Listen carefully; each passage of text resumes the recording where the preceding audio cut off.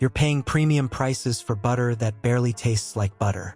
Sounds harsh, but the label tricks and European-style buzzwords are doing more work than the dairy. Today, we're cutting through the packaging and the puffery. Stay with me because I'm naming 7 brands that waste your money and dull your food, and the 2 that actually deliver rich flavor and clean ingredients. If you cook even once a week, this list changes your toast, your pan sauce, and your budget. Before we move on, I'd like to ask you a small favor. If you appreciate this content, please take a second to like this video and subscribe to the channel. Over 98% of you watch the videos without subscribing. Costs you nothing, but it makes a huge difference to us.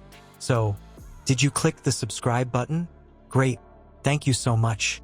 Now back to the video. If 2 sticks look the same, why does one cost double and still taste flat? Let's start with what butter actually is. By law, it's mostly milk fat with a little water and milk solids. That ratio matters. Fat carries flavor and browns.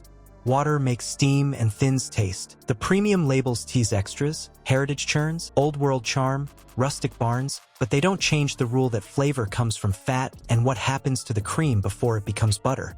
Terms like European style, farmhouse, and slow-churned sound like an upgrade. Sometimes they are, often they aren't. If the fat level hugs the baseline and the moisture stays high, you paid for a story, not better food. Slow-churned is a process note, not a flavor guarantee. European style without actual cultures is just a haircut and a new coat. Farmhouse, nice word, no promise. You unwrap a stick in gold foil and expect fireworks. It hits a hot pan and turns thin and splashy. The sizzle gets loud because there's more water flashing off. The aromas stay shy. Butter that should smell warm and nutty leans bland and steam heavy. You get foam, not browning. Your eggs stick. Your sauce breaks. Your toast soaks up grease instead of flavor. Here's the truth you can taste. Higher butterfat and lower moisture build flavor, help Maillard browning, and give that glossy finish in pan sauces.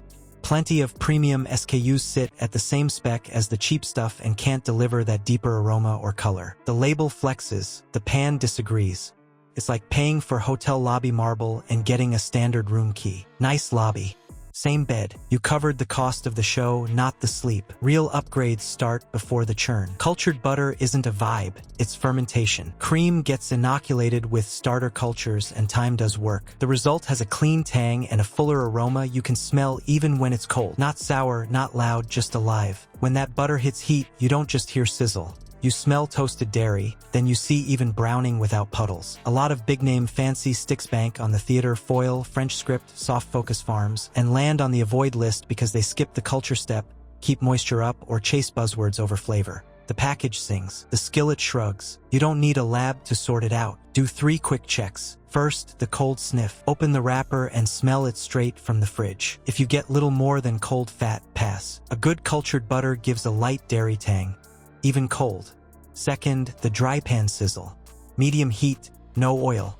A good stick will foam, then settle, go from pale to toasty gold, and smell nutty without spitting like rain. Third, the panel scan. Ingredients should read cream, salt if salted, and cultures if cultured. That's it. No flavorings, no vague jargon, no extras to excuse flat cream. Now let's move on to what's hiding on the label that your toast never asked for. Why does your butter spit in the pan and then vanish on a baked potato like it never showed up? Let's start with the 3 tricks that make that happen. Extra water adds cheap weight. Whipped air makes the tub look big while cutting real butter per spoonful. And additives, oils, gums, natural flavor, pad volume or paper over flat cream. None of that helps your dinner. Whipped and spreadable tubs sell ease. They smear straight from the fridge. But the trade is density and flavor. Less butter per bite means less browning, less aroma, less staying power on hot food. Some spreads stretch dairy with seed oils or emulsifiers. That changes how it melts. It changes how it tastes. It is convenient. It is also a step down in the pan. Open one of those tall, fluffy tubs. You get peaks that look rich. Then you scoop and it collapses. It's like buying a bag of chips that's puffed and half air. On toast, it feels light but thin. In a skillet, it hisses like rain, then stalls. No deep gold, no nutty smell, just steam and a quick fade. Here's what's at work. More moisture means more sputter and less brown. Water hits heat, turns to steam, and lifts flavor away. Whipped product brings extra air pockets that throw off baking. You measure by volume, not weight, and cookies spread strange or cakes lose crumb. Plant oils melt fast and slick. They mute that creamy snap and leave a soft, oily coat instead of a clean finish. It is like adding water to juice and calling it thirst forward. You get volume, not flavor. Salt gets used as a mask. When the cream tastes dull, the fix is often more salt. Your tongue gets a hit, the dairy stays flat. Then there are stabilizers. Gums and emulsifiers keep things perky on the shelf, but they round off edges and blunt clean dairy notes. The butter feels smooth yet oddly staged, like a filter on your food. This is why your pan talks back. The spitting is the moisture and oils fighting heat. The fade on a potato is air and thin fat content. And in baking, that lighter texture means uneven lift, pale edges, and a shorter aroma window out of the oven. You did the steps right. The product underperformed. We're going to name the repeat offenders: whipped formats that sell fluff, blends that lean on seed oils, and spread tubs with filler promises that read like a science set. If this gave you something to chew on, hit like, subscribe, and share it with someone who keeps a stick near the stove. Do a 10-second scan next time. Cream and maybe salt. If it says cultured, look for cultures. Red flags: seed oils, the word blend, gums, spread, or any flavor add-ons trying to stand in for dairy. But the real kicker is price. You might be paying steak money for Bologna performance. Which brands quietly drain your budget while dulling your food? Let's start with how we judge them so you don't pay extra for noise. Ingredient purity first: cream, salt, and cultures when claimed. Then fat to moisture balance, because water steals heat. We look for real fermentation, not a vibe. We run simple taste tests that don't lie, and we track price per ounce, because value is flavor that shows up in the pan, not on the box. Here's where the shine wears off. A lot of premium sticks wilt in real cooking while plain store-brand blocks hold their ground. Brown butter test. We melt, wait for foam to fall, and sniff for toasted, nutty notes. Some labels go quiet right there. Cold spread test.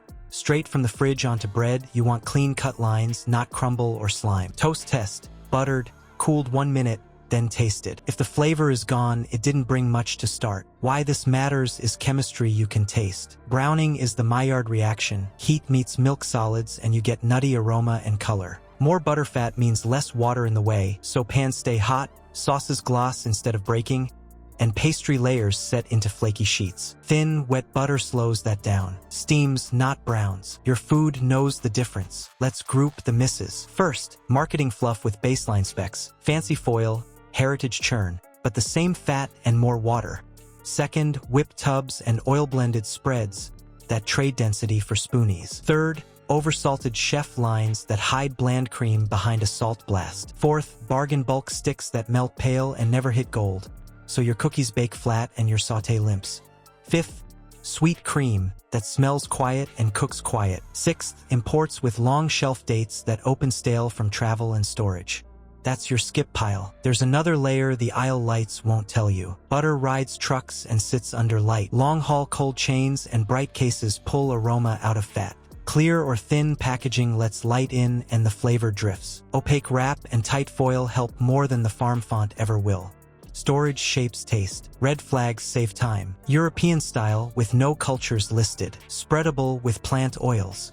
Fancy foil that fizzles in a dry pan test. If your nose and skillet say meh, believe them. Here's the payoff you asked for. 7 to avoid by type: whipped butters, oil-blended butter spreads, European style with no cultures, ultra-salted chef lines, bargain bulk sticks with weak browning, sweet cream with flat aroma, long-dated imports that taste stale. 2 worth your cart.